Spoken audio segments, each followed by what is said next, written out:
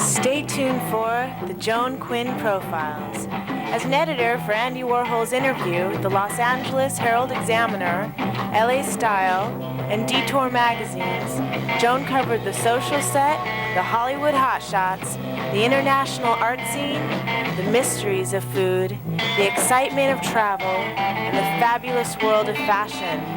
Joan continues to find creative people on the cutting edge who make things happen. Here's Joan Quinn. Hi, I'm Joan Quinn, and welcome to the Joan Quinn Profiles.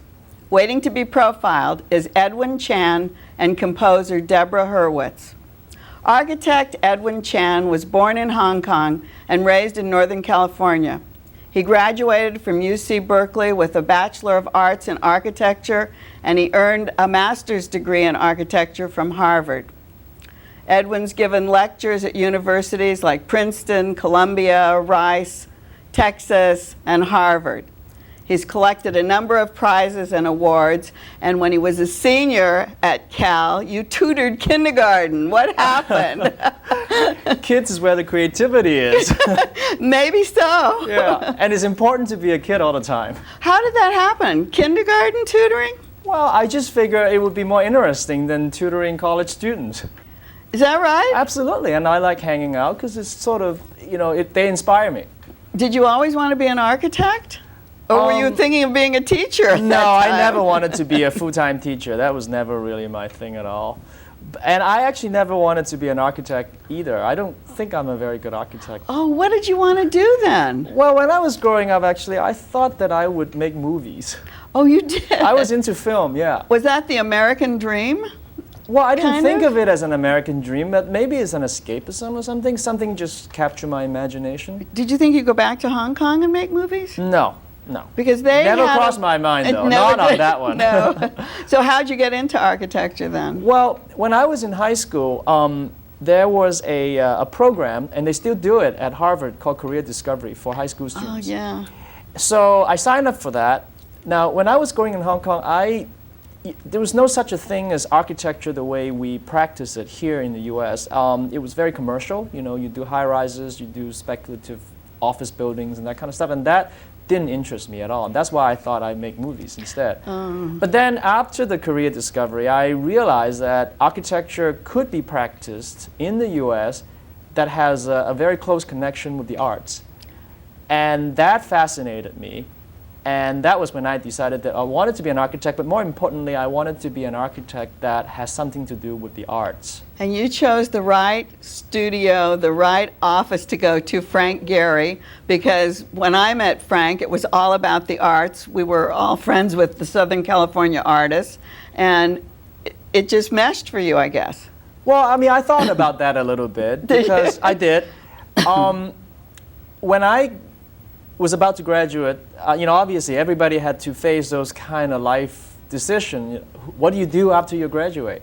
So then there were 3 architects in the world who I wanted to work for. Oh, you had 3. I sort of knew that. So one of them was a professor of mine. I won't name names. At Harvard? At Harvard, Was he the head of the department? No, actually not. He wasn't. No, he wasn't the head of the department. And he's a very good friend, the head of the department, but not him. And what's his name? I'd rather be anonymous. But his office is in New York. And at that time, I realized that I didn't really want to move to New York, because in New York, as an urban environment, as an urban experience, I thought would be very dense, and it wouldn't be that different than my experience growing up in Hong Kong. The second architect I've always wanted to work for happens to have his office in Rotterdam. I won't name names. I know you're being very mysterious today, Edwin. But I think it's not hard to guess who that would be. And at that time, though, I wasn't quite ready to move to Rotterdam to work for this guy. So then, since I've always wanted to come to LA, and I've always wanted to work with somebody who has a very close connection with the arts, Frank was the obvious choice. So then I pursued it. And then how'd you, and I got lucky. You must have been good enough to get the job. I guess I always thought that I was just lucky, and I think part of it was timing. But I think never regret that. The arts and cultural life is very important to Frank, and it seems like it was important to you. What projects did you work on with him, or are you working on? Let's talk about what you have done.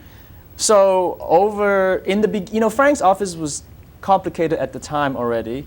It was smaller, now it's obviously bigger, but I think it's, in terms of its sort of energy and the anxiety level and the challenge has always been the same. That's what makes it interesting. The projects were smaller, so it took a little bit of time for me to sort of get into it, to adapt myself. I see. But one of the first projects that I worked on was the American Center in Paris. Oh, and you speak French fluently, right? I get by. You speak Chinese and French. I was going to ask you if that helped you in your work, and I guess it did in France. I think I've always liked French because I thought that when I was growing up, my favorite architect was Le Corbusier, so I've always thought, well, maybe I wanted to be like Corbu, so I studied it. And there are Corbu houses in France. Did you visit them? Yeah, yes. I did the whole thing. I went to visit all of them. I did the tour and all that. Yeah, they're anyway, great. So going back to the American Center, it was the first project that we worked on together. But at that time, I wasn't very experienced. I was still kind of trying to find my way, and I think that I would suspect that the outcome of the project was kind of, so-so, I would say. And then after that, we worked on the Weizmann Art Museum in Minneapolis. Oh, and yes. I think that was when if I would be allowed to say it, I think that's when I found myself, because it was an art museum. Yes. And we started to develop this language together, and we started to really kind of connect in terms of the architectural expression and the collaboration. So do you bounce things off of each other? Yeah, I think I would say that our relationship has been great in the sense that he's my critic and my mentor in that kind of a way, and a good teacher. But Frank will just do a series of scribbles, and then do you interpret those, or who interprets those scribbles? Well, sometimes I interpret them, and sometimes we scribble together. Oh, you do? I haven't seen your scribbles, so I don't know. Because the scribble is a scribble. So, but and then after Weizmann, we did Bilbao, and that was, of course, our most, I guess, celebrated collaboration. And then once you make a commitment to do a building like that, it's a big commitment, and that was 7 years of my life. Did you spend a lot of time in Bilbao in Spain? Well, Bilbao is such a wonderful city, and Spain's a wonderful country, so I don't think I mind that. No, that was great. Did you spend a lot of time there? Well, it depends. I think on average we go there maybe in the beginning about once every couple of months or so. Oh, you did. That was a lot. And then when it was during construction, someone else from the office was going there, but then Frank and I would still go there maybe a few times a year just to check up on the progress. And since the building was finished, actually, it's more interesting to go, because then it's like visiting a friend. It's really wonderful. And of course, I went to the opening. Of course, and went to the parties with you guys. It was really fun. But one thing, and I want to have some time to talk about it, is besides your architecture, you've done installations. You did the motorcycle installation at the Guggenheim, which went from the Guggenheim to Bilbao, and then it went to Las Vegas. And That's right. And so I'm going to just show a couple of these pictures of the installation. And this is where? This one, it's in the Vegas. This is the last one. And I think of the motorcycle exhibition was interesting because it's a very quick way to test out some ideas of how to build things and how to use some materials. And it was a very unique opportunity to be able to do 3 of them in succession. So I think of them as a trilogy, if you will. One after another. 3 places, right? Exactly. And this one is Bilbao. This is like Bilbao. Among the Richard Serra sculptures. I know. So I think it makes sense that our installation, it complements the Serra, in my opinion. It's one of the few things in that giant gallery in Bilbao that can hold its own, I think, against the Serra sculpture. And then when you do something like this, a sculpture like this, or an installation, you build props, I guess, in your office, yeah, right? that's how we work. We use a lot of study models. Is this the right way? This one, Is no, this this the is right the way? installation This in way? the Guggenheim Museum. Which in way? New This York. way? Either way, it's a spiral. So Oh, it's a spiral. It's a So spiral, this so is the Frank Lloyd Wright Rotunda. Right. And what we did there, this was actually the first one that we thought that we would clad the rotunda in the mirror finished stainless steel that gave it this kind of surrealist look. And after you did that, other people started cladding the outsides and doing different things with that rotunda. Let me talk about the operas, because you did the sets for Ariadne of Naxos Yes. at downtown in Yes, the I Los did. Angeles That was Opera. a lot of fun. It was. Is this the first one to show? Yes. This is the first set for the opera. That the performance was was last September. Now time flies.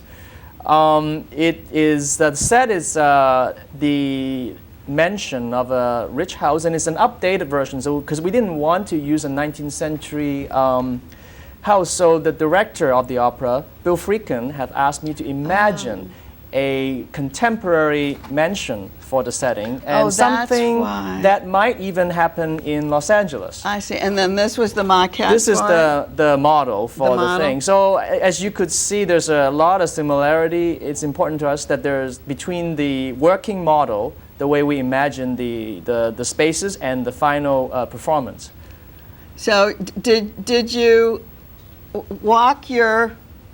Did you have little models walking through your model so that you could see the way the choreography would be? Yeah, I mean that was actually very interesting. Just going back to this is how you build the sets, and we build them like we would build a building. I think it was quite a challenge for the stage people, but they put it off, and well, I hope we're all very proud of it. Where did they build it?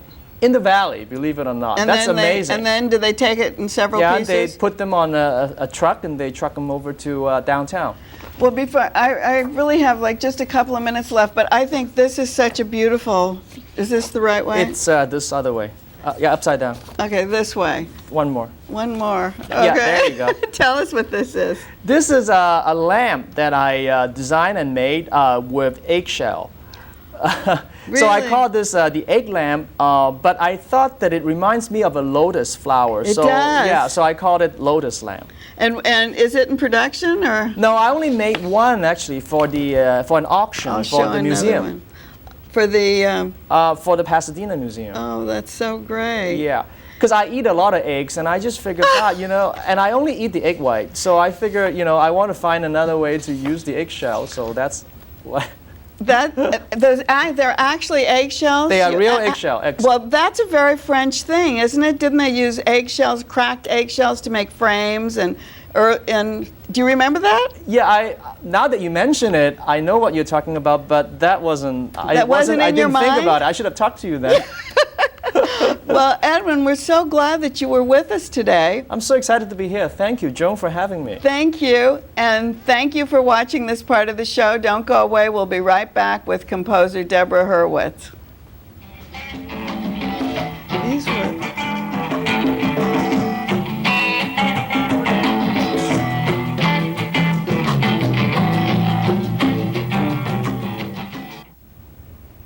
I'm Joan Quinn, and welcome back to the Joan Quinn Profiles. I'm with composer, conductor, pianist Deborah Hurwitz, who was born in England and at the age of 10, with her family, moved to New Jersey. I think she became Americanized at that time. She went on to graduate from Princeton. And were you always interested in music? Yes. My parents have lots of fun stories about things that happened when I was very, very small. But how it began officially was that they bought a piano at a garage sale for $30 when I was about 4 years old. And it became my favorite toy. I loved playing. I made up songs. I heard things and you actually made tunes, music. You actually made music. Apparently, I did. That's what they say, but they're my parents. They're prejudiced. Right.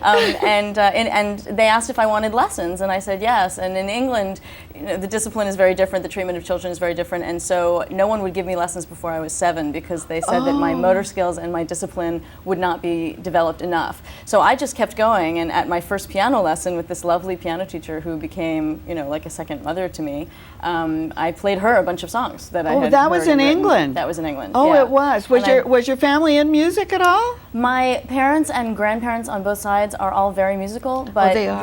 the ethics of middle-class Jewish Philadelphia in the 40s and 50s when they were growing up was you need to be a doctor or a lawyer or a business person or do some respectable thing with computers or education or something like that. Being a musician or an actor or a person in the arts was not really supported. And my dad has a beautiful voice. He actually got a scholarship with the Chautauqua Boys Choir when he was 13 and was told that he couldn't go because he needed to study for his bar mitzvah. Is that right? And my grandmother... He's probably better than the cantor. He's an excellent singer.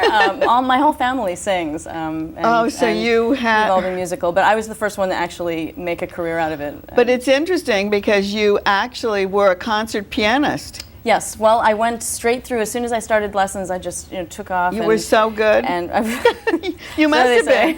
Yeah. So they say. I was just eager to play and learn everything that I could. I just devoured it, and I started doing the young person's recitals and competitions, and I got involved in this talent competition that was just supposed to be a lark at this vacation resort that my family went to. It ended up being this big deal and performing at the London Palladium for 30,000 people. Or 3,000, sorry, not 30,000. 30,000 was later, 3,000, and I made the semifinals. I didn't win or anything, but I played for a lot of people, and when we first came to the States, I carried it over and made a teeny little splash in my hometown. And well, you did. The interesting thing that happened to you, which, first of all, talking about your family wanting you to be something professional, I would imagine a concert pianist was at least in their thinking. But then to give it up to be a commercial person. Well, it was actually a bit of the other way around. They knew that being a classical pianist was an incredibly difficult haul. Right. And my parents both, they were thrilled that I was going to Princeton, but very anxious for me to major in something else besides music. Oh, they English, did. Yeah, They just were hoping that I would have that backup, because not that they didn't support me or believe in me, but that they knew how hard it would be to make a living there. And so then they didn't mind going into the commercial world. They loved it. When I started going to things where I might actually be able to make a buck or get a credit or support myself. So and that was going into TV and films? As soon as I graduated, at Princeton I got really involved in electronic music production. I fell in love with the recording studio and all the machines and the tech and the magic, and I said, forget concert piano, I want to write hit songs and be in the movies and not be in the movies, but be working in that industry. And I thought commercials were really cool. I thought the music for commercials was some of the hippest, most cutting edge stuff I was hearing. And so I immediately went to intern in the production houses in New York, the jingle houses. Oh, that's how you got into that? Yeah, and this was I was a business manager. Well, I started as an intern. I was emptying ashtrays and ordering lunch and booking talent at midnight and sending out FedExes at 2 in the morning. This was in the early 90s, the heyday of the jingle industry. Tons of money being made, tons of musicians and singers. I met an enormous group of really talented people that I still work with, the people that I met. Is that the people that you met with? But you didn't need an agent? You just went in as an intern then, right? I went in and said, give me anything to do. Just to be around the music? Just to be there. And then I eventually got hired as a sales rep and business manager to handle the business end with the deal that whatever I brought in, I could also co-write on. And from there, in about a year and a half or so, I got a reel together for myself where I could say, I wrote this for this client, because I started to win. By that time, did you get to TVs and film? I did my first television show in, I think, '93 so for Lifetime. It was called Portrait of a Teacher. It was hosted by Felicia Rashad one year and by Jill Eikenberry another year, and it won a little Cable Ace Award for Best How did they get to you? How did you get that? I did a lot of legwork in New York. My days would be made up of, phone calls for hours upon end, taking people to lunch, getting whatever meetings I could, handing out reels, just saying, here I am, give me a chance. I didn't mind being hungry and young and unabashed and just whatever. You recorded with top vocalists? I started to make the connections and get called in for different things. I played piano for Gloria Estefan and Sinead O'Connor. I got to spend a weekend at Phil Ramone's You played piano, house. so you call them keyboards, right? Well, sometimes it's piano, sometimes it's keyboards. It's different. It's very rare in contemporary commercial production that you're actually playing an acoustic piano. They'll put an acoustic piano in a recording studio for orchestral sessions, symphonic sessions, solo piano work. But when it comes to the smaller project studios or the areas where they're so you were. So who else were you working with? You were working in the studio for all these I got celebrities. A friend of a friend. Again, it's always somebody knows somebody. Was the arranger for Phil Ramone's production of Sinead O'Connor's album, and he invited me along with a couple of other people to go up to his house in Bedford for a weekend with Sinead and her boyfriend at the time and her 5-year-old son, and we were there at the breakfast table talking about vocals for Ave Maria, and I had demoed.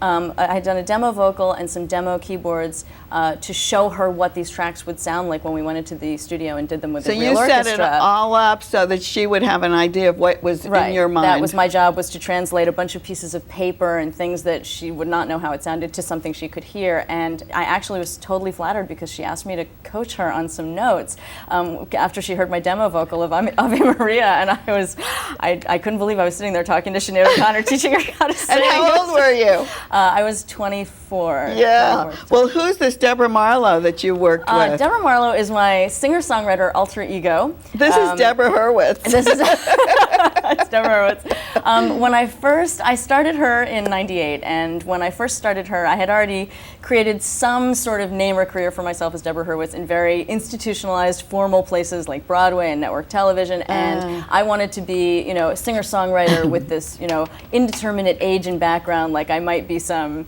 ex-crack addict off the street who's 20. But nobody knows, right? Right. So and I couldn't quite get behind Hurwitz as like a chick singer. So I just played around with syllables until I came up with something I liked and came out with that CD. And she has lain dormant for a couple of years officially. But I will always, I'll have some flurry of activity, make a couple of tracks, and then not do anything for another year or two. So she does have a new record coming out in the next few months called Naked Wire. Oh, good. Still an indie release. I'm not actively pursuing that as a course, but I always want to play songs. But you're going to be busy because I want to take you to Broadway next. Yes, After please. this, you got to Broadway, Miss Saigon. There you were, for 8 or 9 years? I was actually doing this concurrently. While I was doing all of the jingle writing and the commercial pursuits, I was moonlighting and being a keyboard sub. They call it, subbing on keyboard books. So that's how you get in? Right. I didn't have a Broadway job of my own, but I would go around and play the books of the different shows. It's kind of like being a swing in a cast. You have to know a lot of different parts and go in and do anything at any time.